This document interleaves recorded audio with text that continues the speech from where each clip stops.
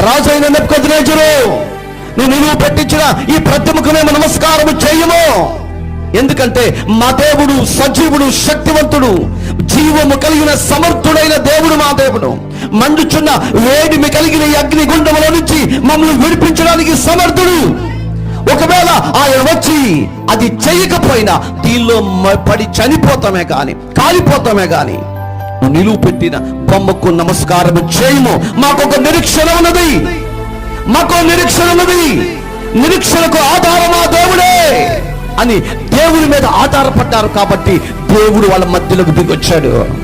మంత్రితో అంటున్నాడు, మంత్రి 4 వ్యక్తులు మనకు కనబడుతున్నారు చూడవన్నప్పుడు ఆ మంత్రి వచ్చి అంటున్నాడు, అయ్యా 4వ వారి రూపం దేవదూతల రూపముగా ఉన్నది, నాకు భయం కలుగుతుంది అని చెప్పినప్పుడు అగ్ని గంధకాలు ఆర్పేశారని.